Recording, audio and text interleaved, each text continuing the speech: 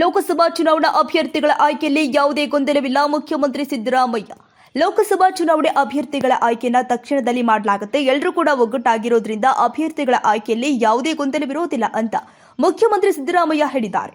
ಹಾಸನದಲ್ಲಿ ಮಾಧ್ಯಮದವರೊಂದಿಗೆ ಮಾತನಾಡಿದ ಅವರು, ಪಾಕಿಸ್ತಾನ ಪರ ಘೋಷಣೆ ಪ್ರಕರಣ ಸಂಬಂಧಪಟ್ಟಂತೆ ಎಫ್ಎಸ್ಎಲ್ ವರದಿ ಬೇಗ ಬಹಿರಂಗಪಡಿಸಬೇಕು ಅಂತ ವಿರೋಧ ಪಕ್ಷದ ನಾಯಕ ಅಶೋಕ್ ಒತ್ತಾಯಿಸಿರುವ ಬಗ್ಗೆ ಪ್ರತಿಕ್ರಿಯೆ ನೀಡಿ, ವರದಿ ಬಂದ ತಕ್ಷಣ ಬಹಿರಂಗ ಮಾಡ್ತೀವಿ. ಭಾರತದ ಪರವಾಗಿ ಇಲ್ಲದಿರುವವರು ಘೋಷಣೆ ಕೂಗಿದ್ದು ನಿಜವಾಗಿದ್ರೆ ಅವರ ವಿರುದ್ಧ ಕಠಿಣ ಕ್ರಮ ತೆಗೆದುಕೊಳ್ಳಲಾಗುತ್ತೆ. ದೇಶಭಕ್ತಿಯನ್ನ ಬಿಜೆಪಿಯವರು ಕಾಂಗ್ರೆಸ್ಗೆ ಹೇಳಿಕೊಡುವ ಅಗತ್ಯವಿಲ್ಲ. ದೇಶದ ಸ್ವಾತಂತ್ರ್ಯಕ್ಕೆ ಹೋರಾಡಿದ್ದು ಕಾಂಗ್ರೆಸ್ ಹೊರತು ಬಿಜೆಪಿ ಅಲ್ಲ ಎಂದರು. ಅಭಿವೃದ್ಧಿ ಕಾರ್ಯಕ್ರಮಗಳ ಉದ್ಘಾಟನೆಯಲ್ಲಿ ಸಿಎಂ ರಾಜಕೀಯ ಭಾಷಣ ಮಾಡುತ್ತಾರೆ ಎಂಬ ಪ್ರತಿಪಕ್ಷಗಳ ಮಾತಿಗೆ ಪ್ರತಿಕ್ರಿಯೆ ನೀಡಿ, ಕಾಂಗ್ರೆಸ್ ಪಕ್ಷ ಪ್ರಾರಂಭಿಸಿದ ಹಲವು ಕಾರ್ಯಕ್ರಮಗಳನ್ನು ಜೆಡಿಎಸ್ ಮತ್ತು ಬಿಜೆಪಿಯವರು ಉದ್ಘಾಟನೆ ಮಾಡಿದ್ದಾರೆ. ಸರ್ಕಾರದಲ್ಲಿ ಇದು ನಿರಂತರ ಪ್ರಕ್ರಿಯೆ. ಸರ್ಕಾರಿ ಕಾರ್ಯಕ್ರಮದಲ್ಲಿ ರಾಜಕೀಯ ಭಾಷಣ ಮಾಡುವುದನ್ನು ಪ್ರಧಾನಿ ಮೋದಿಯವರಿಂದಲೇ ಕಲಿಸಿದ್ದು. ಅವರು ಸಂಸತ್ ಭವನದಲ್ಲಿ ರಾಜಕೀಯ ಭಾಷಣ ಮಾಡುತ್ತಾರೆ ಎಂದರು.